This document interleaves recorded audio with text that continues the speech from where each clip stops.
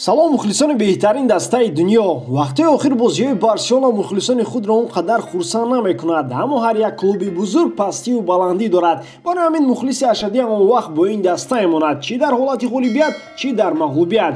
Имрӯз мехоҳам хабарҳои муҳимро ба шумо бирасонам ки хабари асосӣ аз мағлубияти финалам даркнуктар аст. Дӯстон, барои дастгирии канал ва тез баромадани видео лайки худро дариғ надоред, зеро ҳамаи чиз аз шумо мухлисони Барселона вобастагӣ дорад. Акнун дар ягон ҷо баъз рӯшнед мо бошад сар мекунем.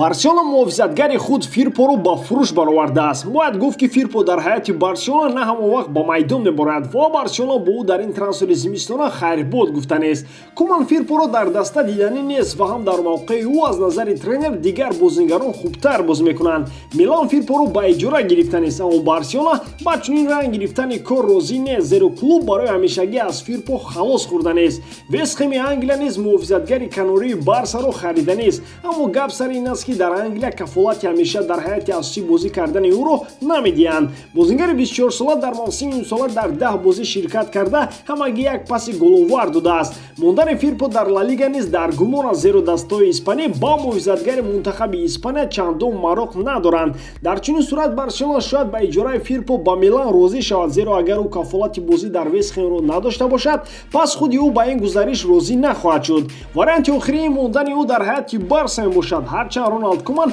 ӯро дар ҳаёти ҳозираи даста намебинад. Аммо ҳама гӯш ба қиморанд ки президенти нави Барса тағйиротҳои куллиро ба миён меорад ва шояд дар иштиҳоди мураббиён ҳам тағйиротҳо ба амал ояд. Он гаҳ мумкин Фирпо аз муҳофизатгарони калидии Барса шавад.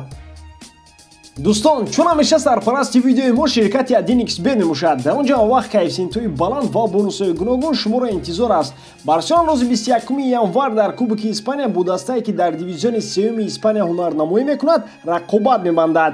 Корнелия ҳамон дастае ки Атлетико Мадридро аз Кубок паронд. оё онҳо боз як бори дигар сенсатсия карда метавонанд? Инро мо дар вақти бозӣ мефаҳмем. Ширкати 1xbet ба ғолибияти Барселона боварӣ дорад, аммо ман дар он ставка мемонам ки дастаи каталонӣ дар якум тайм ғолиб мебарояд бо коэффициенти 1,63. Шумо бошад интихобатонро худатон кунед ва ҳамчунин ба ссилкаи комментария БУДА ДАРОМАДА бо промокоди БАРСАТИЖИ дар аввалин ставкаи кардагиатон соҳиби $100 гардед. имконияти хуби пулкоркуниро аз даст надиҳед.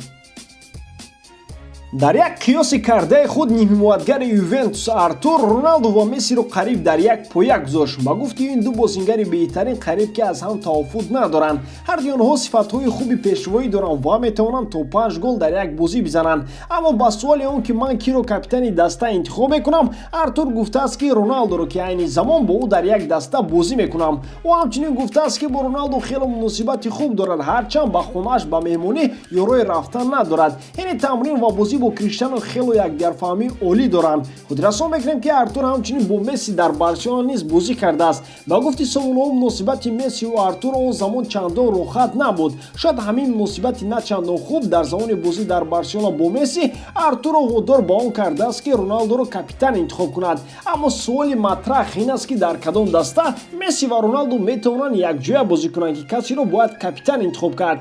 Албатта ин орзуи бисёре аз мухлисони футбол аст ки замони ин ду нобиғаи бузурги футболро дар як даста обинанд, аммо ба гумони ғолиб ин орзу ягон вақт амалӣ нахоҳад шуд. Директори варзишии ПСЖ Леонардо атрофи овозҳои омадани Месси ба ин дастаи фаронсавӣ андешаҳои худро иброз дошт. Ба гуфти ӯ ҷои чунин бозингарон чун Месси ҳамеша дар ҳаёти ПСЖ холист. Чунончи маълум таи чанд вақти охир овозҳо аз гузашти Месси ба ПСЖ хеле зиёд шудааст ва ҳолати кунунии Лео дар Барселона ҳам ин овозҳоро тасдиқ мекард. Худи Месси ҳам чанде пеш аз рафтанаш аз дастаи каталонӣ изҳор дошта буд, аммо бо эҳтимоли зиёд бозингари аргентинӣ ҳадди аққал дар трансфери зимистона аз Барселона намеравад. Леонардо ҳамчунин гуфтааст ки мо то ҳол ба пуррагӣ аз пай овардани Месси ба ПСЖ нашудаем, вале ҷои ӯ дар ПСЖ холӣ мемонад. Леонардо аз тамдиди шартномаи нав бо Неймар ва Мбаппе изҳори хушнудӣ карда гуфт ки ПСЖ барои ин ду бозингар дастаи хеле мувофиқ ва сатҳи он барои онҳо муносиб аст.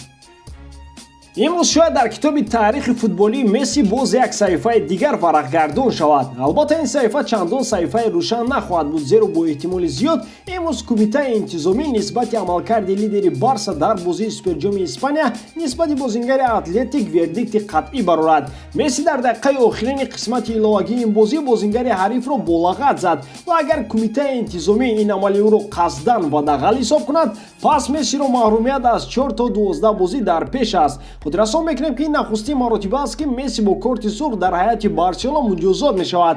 Корти сурхи Месси аслан идомаи асабхарошиҳои қаблии ӯ дар мавсими имсола аст. Нобарориҳои ин мавсим Мессиро хеле асобонӣ карданд ва албатта ӯ чун як одам иқтидори назорати худро гум кардааст ва дағалбозии ӯ дар Суперҷоми Испания гувоҳ аз гуфтаҳои болост. Чунки Месси ҳамагӣ 2 дақиқа дигар тоқат накард ки то ин ки ин бозии бад барои ҳама тамом шавад. Дӯстон, шумо дар ин бора чӣ фикр доред? Оё ин дисквалификатсия ба ояндаи Месси дар Барселона ягон таъсир мерасонад? Андешаҳои худро дар комментария нависед. ба ҳамин таом дӯстон, боварӣ дорам ки ҷодкории ман ба шумо писанд меояд. Дар ҳама ҳолат Барселонаро дӯст доред ва канали Барсатиҷиро дастгирӣ кунед. Дастгирии шумо, пешравии мо. Бо шумо буд Муҳаммад Гаиров. Хай дар паноҳи Аллоҳ.